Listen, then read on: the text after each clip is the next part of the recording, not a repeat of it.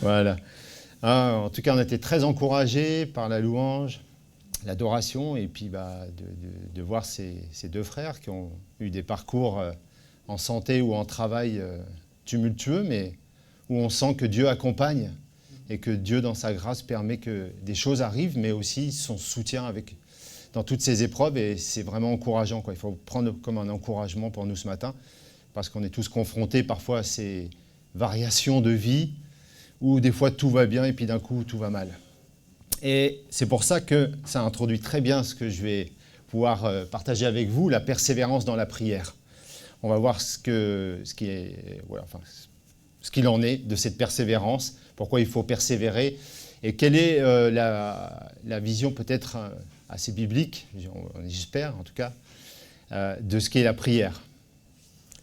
Donc on va commencer par lire dans Luc 18. Non, c'est pas le bon.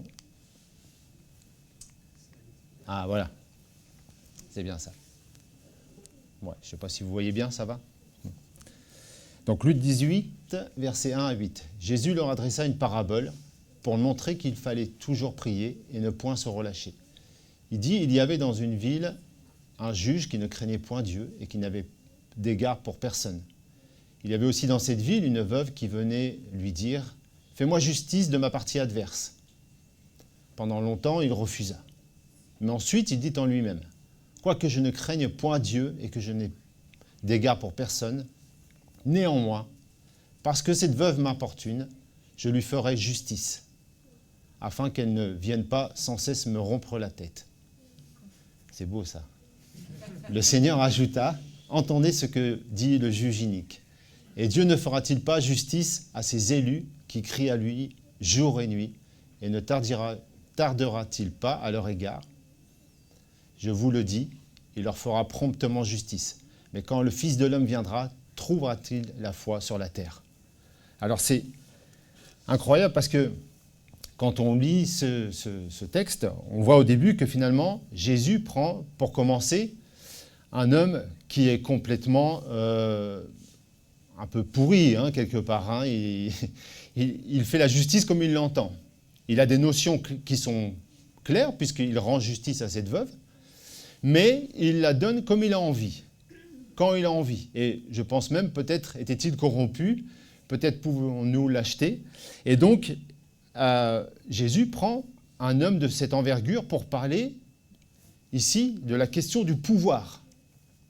Finalement, ce juge représente un pouvoir exécutif. Il peut faire ce qu'il a envie. Et quand il décide que les choses arrivent parce qu'il a cette autorité par la justice de pouvoir donner ou pas justice à la personne. Donc, il va le faire, mais que pour son propre intérêt et son propre confort. C'est quand même incroyable.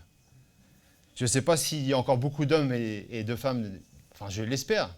En tout cas, pour avoir discuté parfois avec certaines personnes qui ont eu affaire à la justice, je sais qu'une fois quelqu'un m'a dit, pour telle situation, il vaut mieux aller au tribunal de Besançon parce que le juge est moins féroce sur ces conditions-là. Donc vous voyez, les gens se connaissent. Et puis tel avocat, il est bon pour cette partie-là et pas sur cette partie-là. Donc il y a quand même dans la justice, il y a toujours une forme d'injustice quand même parce que ce sont que des hommes aussi et sont plus sensibles sur certaines parties et moins sensibles sur d'autres. Et à l'inverse, Jésus prendra aussi pour modèle une veuve. Alors la veuve, c'est la personne la plus vulnérable qu'il soit, surtout à cette époque-là. C'est une femme, et les femmes étaient très peu entendues, et d'autant plus qu'il n'y avait personne pour la défendre, parce que dans ce texte, on voit très clairement que c'est elle qui devait d'elle-même aller se défendre. Il est dit qu'elle allait constamment, en permanence, voir ce juge pour essayer d'avoir justice. Donc, là, il y a vraiment un contraire entre le juge inique et la veuve qui est totalement vulnérable. Mais elle va persévérer. Et c'est ça qui fait la puissance de ce texte, c'est que cette femme ne va pas abandonner son sort lâchement, elle va continuer et persévérer pour que la justice lui soit donnée. Et l'objectif de ce texte, bien sûr qu'il nous est dit dès le premier verset, c'est de ne pas nous lasser et de continuer à prier en permanence. Mais aussi, si Jésus utilise un exemple qui est négatif au départ, avec le juge inique, il va nous amener vers une attitude de foi. Parce qu'au verset 8, c'est la question qui est posée. Lorsque le Fils de l'homme viendra, trouvera-t-il la foi sur la terre? Donc en clair, nous sommes appelés à vivre par la foi. Et la prière n'est pas exclue. Quand nous prions, nous devons avoir cette dimension que c'est la foi qui doit nous animer. Qu'est-ce que la foi? La foi, c'est à un moment donné être en capacité de discerner que les choses qu'on donne à Dieu vont avoir à un moment donné une résonance en Dieu et que Dieu va agir derrière. Quelle que soit sa réponse, on verra tout à l'heure un peu plus, mais quelle que soit la réponse de Dieu, Dieu intervient. Alors, pourquoi la prière est-elle si importante que ça? Ah bah oui, ça marchera mieux. Merci Sophie. Non, c'est l'autre. Voilà, bah du coup j'avais loupé. Alors, la première question que je me suis posée, c'est qui a besoin de la prière? Dieu a besoin de prière ou nous avons besoin de prière? Psaume 38, verset 9. Seigneur, tous mes désirs sont devant toi et mes soupirs ne te sont point cachés. Matthieu 6, 8, ne leur ressemblez pas. Il parle de là des païens qui multiplient les paroles. Car votre Père sait de quoi vous avez besoin avant même que vous lui demandiez. Avant que vous lui demandiez. Donc avant que vous ayez commencé à parler, Dieu sait déjà de quoi vous avez besoin. Dieu sait de quoi vos soupirs et vos désirs sont. Dieu sait ces choses. Alors pourquoi prier? Pourquoi parler à Dieu? Pourquoi dire à Dieu, voilà Seigneur, je t'explique ma situation, elle est à cette... enfin, on en est là aujourd'hui, et j'aimerais que tu m'amènes ici. Pourquoi il y a ce besoin de dire à Dieu, entre guillemets, ce qu'il a à faire? Pourquoi solliciter Dieu si Dieu sait déjà ce qu'il va faire? Si Dieu nous connaît déjà, s'il sait quels sont nos désirs et quels sont nos soupirs. Pourquoi il y a besoin de tout ça? Et pourquoi persévérer en plus?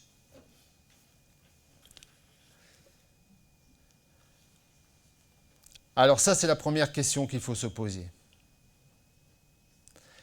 Dieu connaît tout de nous. Dieu sait ce qu'il va faire avec nous. Mais quand même, il faut lui demander les choses. Alors la première réponse qu'on pourrait apporter à ça, non, voilà, je vais y arriver. La première réponse, c'est parce que nous sommes encore enclins au péché. Ça, c'est le socle. C'est le socle sur lequel tout chrétien doit s'appuyer et doit avoir en permanence connaissance. Quand vous vous approchez de Dieu, quand vous cherchez avec Dieu, nos intentions ne sont pas toujours pures. Notre manière de demander à Dieu n'est pas toujours bonne. Parce qu'en nous, il y a cette puissance du péché qui veut encore essayer de régner. Même si Christ l'a crucifié, même si Christ a déjà pris la victoire sur le péché, en nous, il y a encore cette puissance qui parfois veut reprendre le dessus. Et parfois, nos prières ne sont pas exemptes de cette puissance qui essaye de manipuler Dieu. Voilà. Et ça, pour vivre selon ce que Dieu veut, et on viendra un peu plus dans le détail tout à l'heure, il faut bien comprendre que dès le début, dans le jardin d'Éden, il nous est dit, on va aller Attendez, je cherche, non, je reviens en arrière, donc je n'ai pas mis les versets.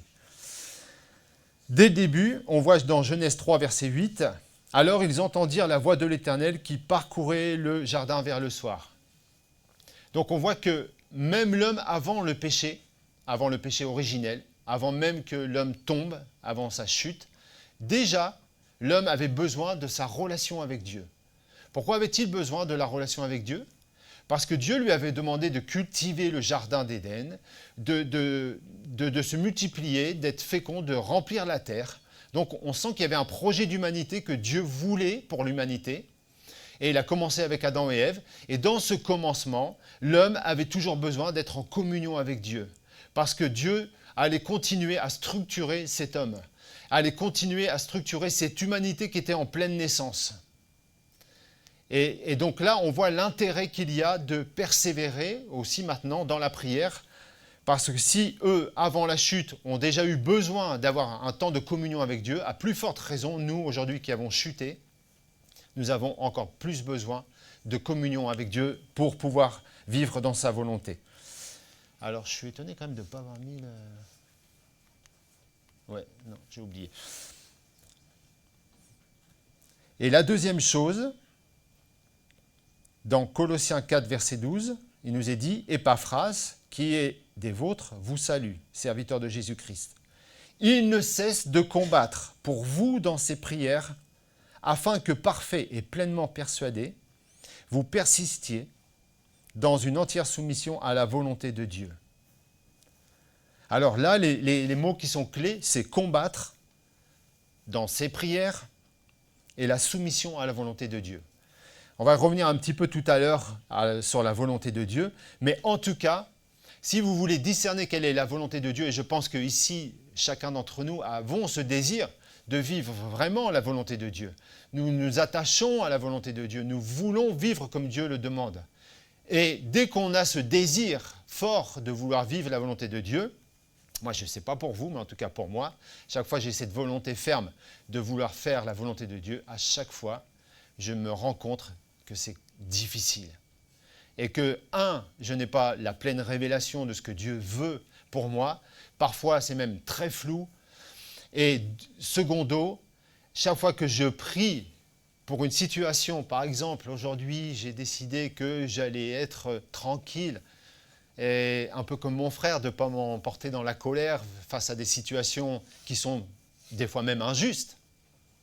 Chaque fois que je dis ça, vous pouvez être sûr, le premier que je croise qui me fait un truc qui ne va pas, la colère tout de suite me monte, me monte au nez et ça m'énerve et au bout d'un moment ça explose.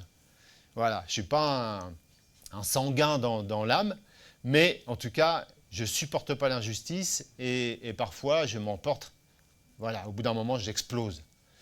Et à chaque fois, je me dis, mais pourquoi je me suis fait encore avoir? Pourquoi je suis tombé dans ce travers? Et chaque fois, je me dis, et pourtant, je venais de prier pour. C'est ça qui est incroyable. Je prie pour ne pas tomber dans ce panneau, donc j'ai conscience que ce n'est pas bon, et pourtant, c'est la chose que je vais faire. Et c'est là qu'on voit qu'il y a besoin de prier, et encore de prier, et même de combattre dans la prière. Et on verra tout à l'heure qu'est-ce que ce combat, parce que c'est ça qui est intéressant. Le combat doit être ciblé. On ne doit pas tirer dans tous les sens, on ne doit pas faire n'importe quoi, il faut vraiment être précis. Et on le verra tout à l'heure. Alors, en tout cas, maintenant que ce monde est devenu injuste, il y a une injustice sur cette terre.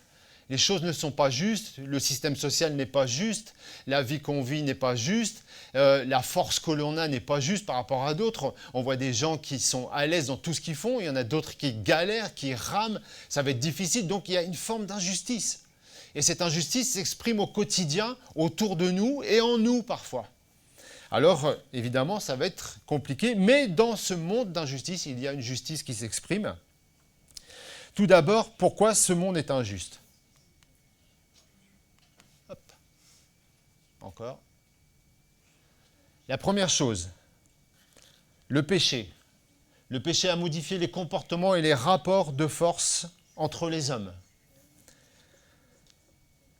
Romains 6, 21. Quels fruits portiez-vous alors? Des fruits dont vous avez honte aujourd'hui, car leur fin, c'est la mort. Donc nous-mêmes, aujourd'hui, si nous faisons le bilan de nos vies passées, surtout pour ceux qui ne sont pas nés dans des familles chrétiennes et qui n'ont pas eu un ascendant crescendo, mais bon, vous avez beau sortir de famille chrétienne, vous avez certainement vécu des loupés, hein, qui vous ont rendu semblables aux gens du monde, et vous avez vécu un peu comme le monde vit. Mais les fruits que nous avions portés à cette époque-là, nous en avons honte aujourd'hui, parce que nous ne voudrions pas retourner dans ces travers. Nous ne voulons pas retourner dans ces choses qui ne sont pas bonnes. Et alors, ça, on voit que c'est la puissance du péché qui modifie les comportements dans ce monde. Et Matthieu 20, 25 dit, Jésus les appela, ses disciples, et dit, « Vous savez que les chefs des nations les tyrannisent et que les grands les asservissent. » On voit qu'il y a un rapport de force. On ne peut pas faire tout ce qu'on veut, quand on veut, comme on veut. On vit dans une société où il y a des lois, on vit dans une société où il y a des manières de se conformer aux choses et d'autres où parfois on peut se retrouver en dilemme. Mais ceci juste pour montrer qu'il y a un rapport de force, y compris dans ce qui va nous contraindre parfois à peut-être essayer de faire renier les choses qui sont chrétiennes pour nous. Et forcément, ce n'est pas toujours facile.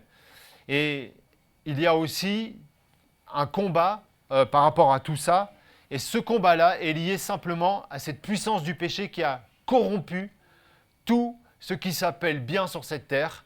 Et même quand le bien est bien, la fin parfois est mauvaise. Je n'ai pas d'exemple en tête, mais je sais qu'on peut aller des fois dans des choses qui nous paraissent bonnes, mais au final, les choses qui paraissent bonnes sont mauvaises parce que la fin est dirigée par des mauvaises intentions. Et ça, c'est la puissance du péché qui crée ça. Elle le crée en nous, elle le crée à l'extérieur de nous, elle définit des structures. Vous voyez, nos politiciens aujourd'hui essayent de créer un urbanisme qui va favoriser des bonnes choses. Pour prendre un exemple, Fontaine-Douche a été bâtie avec un système d'urbanisation qui est normalement un des systèmes les mieux établis. Enfin, on m'avait expliqué ça plus ou moins, mais on m'avait expliqué que tout était fait avec des structures pour que les gens se sentent à l'aise. Et au final, c'est un des quartiers de Dijon où il y a beaucoup de problèmes. Donc on voit bien que essayer de créer des structures extérieures n'amène pas toujours des solutions qui vont contraindre des personnes à devenir bonnes. Parce que le problème, c'est pas les choses extérieures. Et ça, c'était Rousseau qui croyait ça, qui croyait que l'homme naissait bien et que l'extérieur le mettait en contrainte. Et dans cette contrainte, il devenait mauvais à cause de cette contrainte. Mais ce n'est pas ça. Dès notre naissance, nous sommes soumis à cette puissance du péché. Et cette puissance du péché va grandir au fur et à mesure et va nous contraindre à vivre des choses que nous ne voudrions pas vivre. Mais c'est comme ça. C'est cette puissance du péché. Et donc, on voit qu'il y a à la fois des forces extérieures et intérieures qui nous contraignent à vivre les choses à cause du péché. Mais dans ce monde mauvais, il y a un reste. Il y a un reste de justice, un reste de bienveillance. Vous voyez, Jésus dit « Si donc, méchants comme vous l'êtes, vous savez donner de bonnes choses à vos enfants, à combien plus forte raison votre Père qui est dans les cieux donnera-t-il de bonnes choses à ceux qui les demandent ?» Encore une fois, Jésus prend un contraire pour expliquer que Dieu est bon. Mais on voit ici quand même que Jésus reconnaît que nous, en tant que pères, on sait donner de bonnes choses à nos enfants. Bien sûr qu'il y a des exceptions à la règle, mais en tout cas, la plupart savons donner de bonnes choses à nos enfants parce que ce sont nos enfants, c'est notre chair. Elles nous appartiennent entre guillemets, mais on veut le meilleur. On veut le meilleur, même plus que nous encore. On voudrait qu'ils réussissent mieux que nous. Mais ça, c'est le cœur du père qui parle, le cœur de la mère aussi. C'est le cœur du parent. Et ça nous montre qu'il y a encore un petit fond de justice quelque part dans ce monde injuste et d'injustice. Donc, tout n'est pas perdu, mais quand même. Et le dernier point aussi, par rapport à ce deuxième point, qui est la justice dans ce monde injuste, c'est qu'on voit que Dieu contrôle l'humanité. Il y a 3 exemples avec 3 versets. Le premier, c'est Moïse. Dieu aux commandes de l'humanité. L'Éternel dit à Moïse, « Va vers Pharaon, car j'ai endurci son cœur et le cœur de ses serviteurs pour faire éclater mes signes au milieu d'eux. » Donc on voit que Dieu, dans une situation qui est mal, va faire éclater sa gloire. Et c'est ce qui s'est passé pour le peuple hébreu lorsque Dieu a permis qu'ils sortent. Et bien clairement, là, on voit que Dieu est capable d'agir dans le mal et contrôler ce mal pour qu'au final arrive sa volonté. Ça, c'est la première chose. Une autre chose, la première année du règne de Cyrus sur la Perse, l'Éternel réveilla l'esprit de Cyrus, roi de Perse, donc il n'appartenait pas au peuple hébreu, afin que s'accomplisse la parole qu'il avait donnée par Jérémie. Le prophète a parlé, et c'est quelqu'un extérieur au peuple qui va réaliser la promesse. C'est le roi Cyrus. On voit que Dieu peut contraindre les choses extérieures, même si ce sont des autorités qui pourraient normalement en finir avec le peuple juif de l'époque, avec Israël. Ils auraient pu annuler, peut-être anéantir Israël, mais non, au contraire, les choses se sont réalisées autrement parce que Dieu avait décidé autrement et il a même utilisé ceux qui nous étaient défavorables au départ. Il les utilise pour lui. Donc vous voyez, c'est quand même merveilleux de voir que Dieu est au contrôle de toutes choses. Et le dernier verset, c'est Colossiens 1, 17. Il est avant toute chose et toute chose subsiste en lui. Et là, il nous est parlé clairement de Jésus. Paul, ici, parle de Jésus. Et ce n'est pas juste une belle louange qu'il est en train de donner sur Jésus. Il est en train d'expliquer que Jésus est au-dessus de tout et que toute autorité est soumise à Jésus. Et que si les choses, et même notre respiration, le moindre atome, si cet atome subsiste et continue d'être à sa place et permet que la Terre en soit là aujourd'hui, c'est parce que lui-même, Jésus, soutient ces choses. Sinon, c'est la fin de tout. Si Jésus ne soutenait plus ces choses, ce serait fini. Donc l'histoire de l'humanité, l'histoire des peuples, notre histoire, notre propre histoire, est entre les mains de Dieu, est entre les mains de Jésus. Et Jésus est avec nous, et Jésus va nous conduire vers son plan principal, et c'est ce qu'on va voir là dans le dernier point. Pourquoi justement persévérer dans la prière? Un petit peu de verbe grec, Frédéric. Alors, au verset 1, il nous est dit qu'il faut prier sans se relâcher, comme je l'ai lu, et sans se décourager. Ça peut être traduit comme cela. Il y a 6 occurrences dans la Bible qui reprennent ce verbe grec ekakeo, et le mot est traduit ailleurs par se lasser aussi. Alors, un des meilleurs exemples dans la Bible, pour celui qui ne se relâche point, pour celui qui s'est défendu jusqu'au bout, c'est Job. Job, franchement, quand vous lisez le livre de Job pour la première fois, ça fait peur. Ça fait peur et en même temps, ça révèle un petit peu le côté superstitieux qu'on peut encore avoir. Parce que quand on lit le livre de Job, on se dit, le premier réflexe, c'est presque de dire, Seigneur, ne permets pas que je vive ça. Épargne-moi cela. Alors, ça rejoint la prière de notre Père. Ne nous laisse pas entrer en tentation. Ne nous soumets pas au mal, mais délivre-nous du mal. Effectivement, on peut prier comme ça. Moi, je prie comme ça, mais on verra tout à l'heure que Dieu a un plan et Job est passé par là. Mais j'ai pris cet exemple parce que Job, vous voyez ce qu'il dit, « Je suis innocent et Dieu me refuse justice. J'ai raison et je passe pour un menteur. Ma plaie est douloureuse et je suis sans péché. »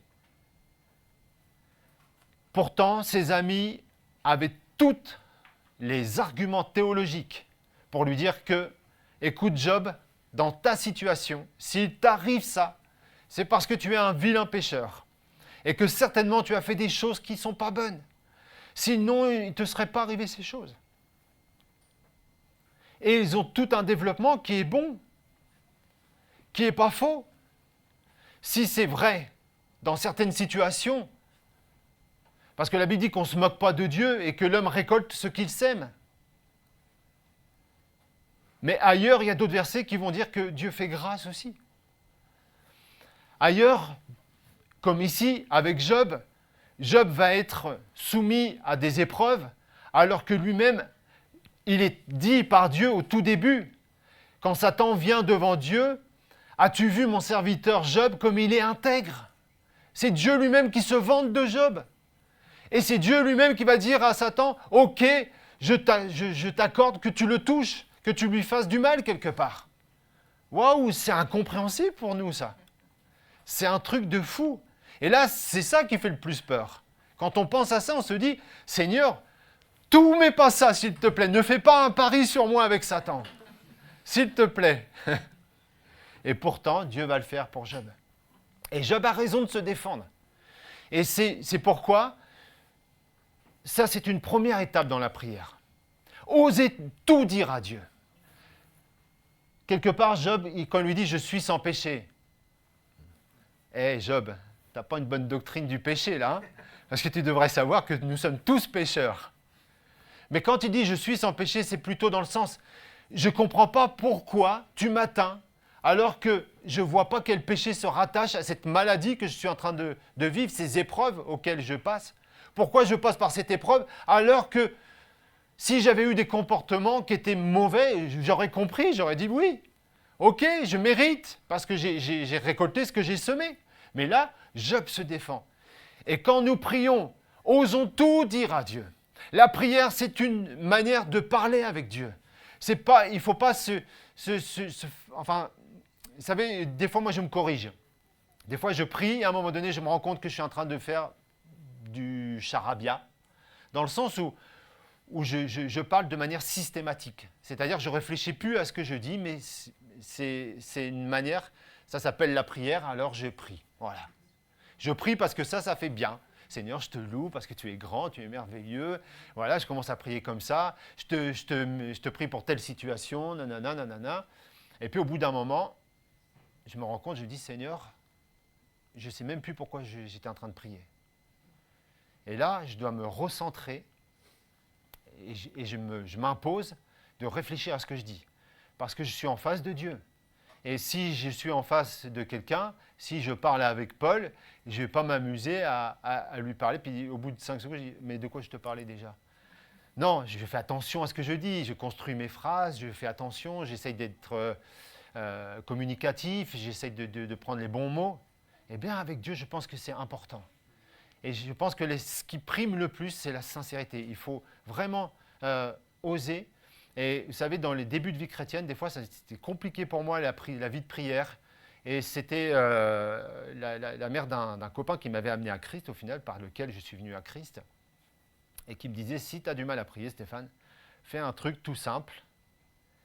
Alors, ça paraît complètement fou. Hein. Elle me dit, tu prends 2 chaises. Tu en mets une en face de toi, sur l'autre, tu t'assois. Et tu commences à parler comme si Dieu était là en face de toi. Je me suis dit, si quelqu'un me voit en train de faire ça, il va me dire, là, déjà que mes parents étaient inquiets de ma conversion, mais là, s'ils me voient faire ça, ils vont se dire, là, on ne peut plus rien faire pour lui. Hein. Là, il a complètement viré de l'autre côté. Donc, vous voyez, mais ça m'a toujours marqué et ça m'a toujours guidé un petit peu dans ma vie de prière parce que je me dis, oui, c'est vrai, Seigneur, je te parle à toi. Et en parlant à toi, je ne veux pas prendre les choses à la légère et je veux vraiment te déverser mon cœur. Et dans des situations, croyez-moi, dans des situations difficiles, j'ai traversé des situations difficiles, je me suis parfois, je vais dire le mot, je me suis embrouillé avec Dieu. J'ai dit à Dieu, je ne comprends pas. Seigneur, je ne comprends pas pourquoi je passe par cette situation. Je ne comprends pas pourquoi c'est compliqué. C'est toujours compliqué, cette situation. Et puis pourquoi moi? Pourquoi tu me fais passer par là? Toi, il te suffirait de parler. Il te suffirait de dire juste une chose. Juste, tu commandes les choses et paf, terminé, on n'en parle plus, c'est fini, c'est bouclé. Alors pourquoi, Seigneur, depuis le temps que je te prie, il n'y a rien qui se passe? Un peu comme Job. J'ai osé dire les choses avec Dieu. Mais oser lui dire, parce que je pense que ça, Dieu aime ça. Quand on est sincère, quand on s'ouvre devant lui, quand même on a envie de lui reprocher les choses, je pense que Dieu aime ça. Et c'est pour ça qu'il n'a rien reproché à Job au final. La seule chose qu'il a contrecarré Job, c'est lui expliquer un peu lui expliquer est-ce que tu étais là quand j'ai créé la terre? Est-ce que tu sais pourquoi je poursuis des objectifs comme celui-là? Est-ce que tu comprends le sens de ma sagesse? Et là, effectivement, on doit reconnaître que non, on ne comprend pas sa sagesse à Dieu. On ne sait pas pourquoi Dieu nous fait passer par tel chemin. On aurait préféré d'autres chemins. Et croyez-moi, je suis des amis depuis le collège biblique où j'avais fait des études théologiques. Quand on était là-bas, on rêvait de ce qu'on allait devenir. On se voyait déjà, je ne vais pas dire en haut de l'affiche parce que ça c'est pour les stars, mais on se voyait autrement en tout cas. On se voyait servir le Seigneur autrement. Et tous, on est passé par des épreuves. Tous, on a galéré. Tous, ça a été vraiment compliqué. Alors, vous découragez pas. Il ne faut pas se relâcher et il faut dire au Seigneur, Seigneur, je ne comprends pas pourquoi je passe par là, mais ce que je comprends, c'est que tu es avec moi et que quand tu es avec moi, il va se passer des choses. Et c'est ce qui, vous voyez, un autre... par contre, ouais, alors là, on va arriver dans un contre-exemple. Je suis désolé parce que j'étais dans le positif et je vais revenir dans le négatif. Mais il y a un contre-exemple. C'est les disciples. Vous voyez, il vint vers les disciples qu'il trouva endormis et il dit à Pierre, vous n'avez donc pu veiller 1 heure avec moi, veillez et priez afin que vous ne tombiez pas dans la tentation. L'esprit est bien disposé, mais la chair est faible. Ça, on le connaît bien, ce verset-là. Hein. L'esprit est bien disposé, mais la chair est faible. On le sait, c'est compliqué, mais j'ai regardé dans l'étymologie du mot, se lasser, se décourager, et l'étymologie veut dire fatigue physique.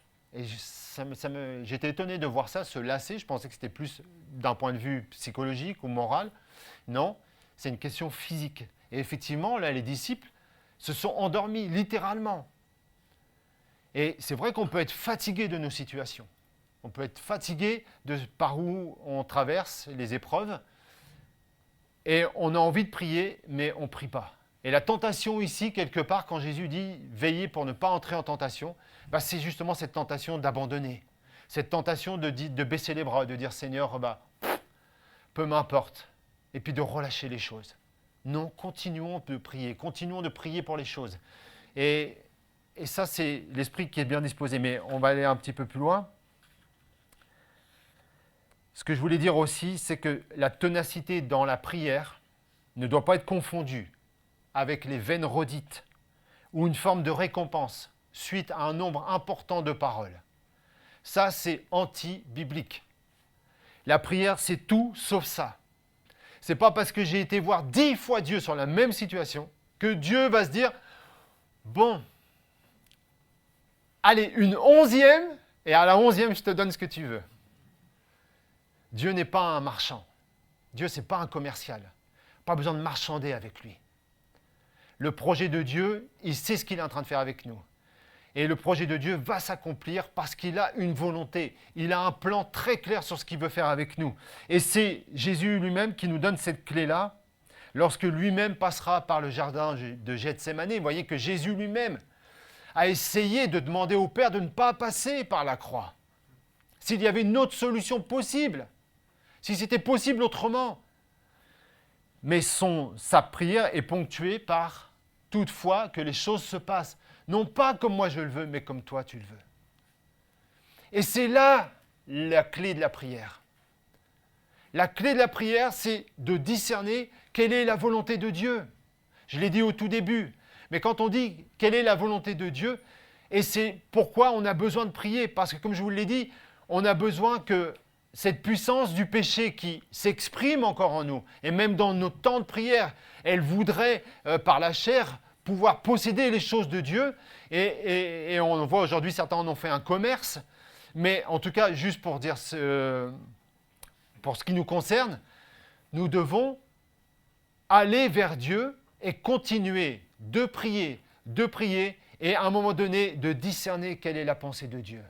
Et peut-être parfois, il est bon de s'arrêter dans des situations et de dire « Seigneur, qu'est-ce que tu veux ?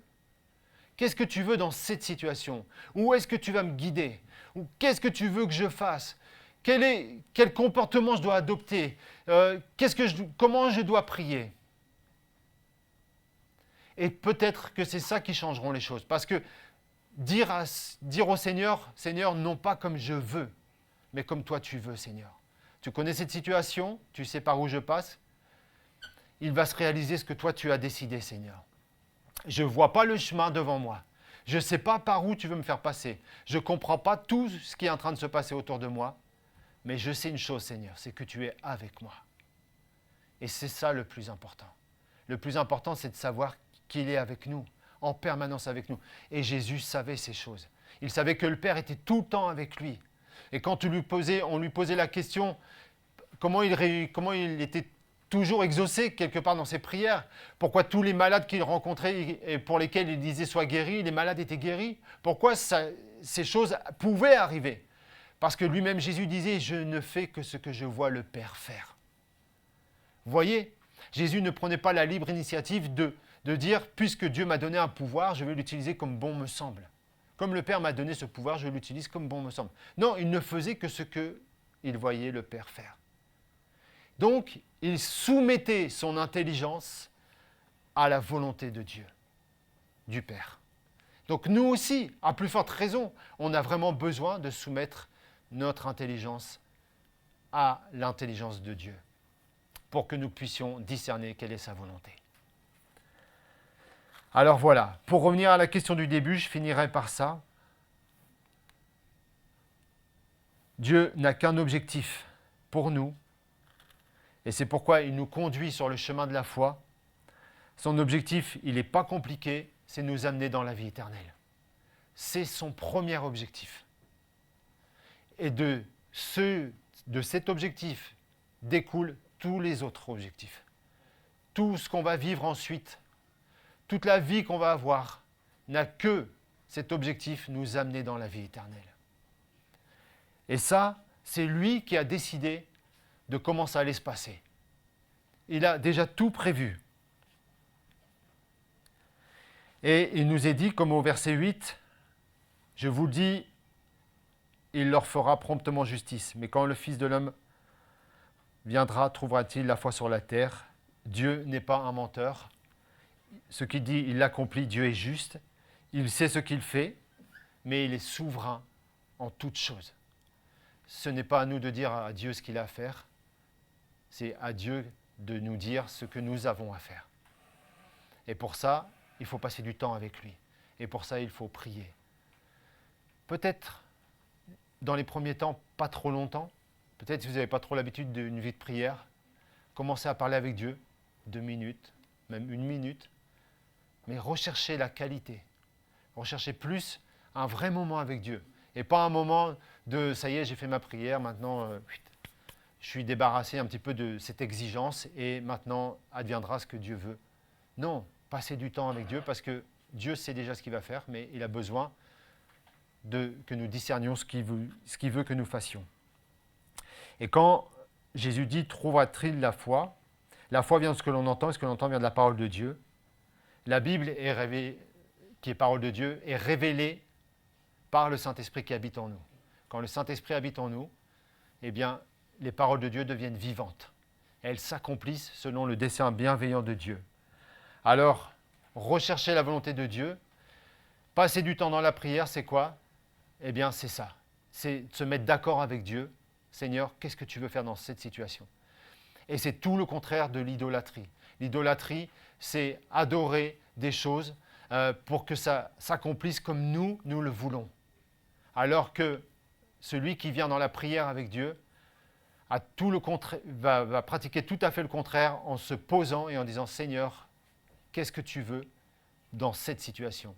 Et c'est ce qui fera la différence. Et c'est là où on ne se relâchera point, où on trouvera de la force pour continuer à prier, parce que le postulat de tout ça, c'est qu'on a compris que nous, on n'est pas clair dans nos intentions, mais que Dieu, lui, est clair dans ses intentions, et que grâce à ça, on peut poursuivre l'objectif de Dieu. Et poursuivre Dieu même dans la prière. Ne pas le lâcher. Seigneur, montre-moi. Montre-moi et tu vas me guider. Je le sais que tu vas me guider. Voilà ce que je voulais partager avec vous ce matin. Donc continuons, persévérons et Dieu fera le reste. Amen. Et je vais prier.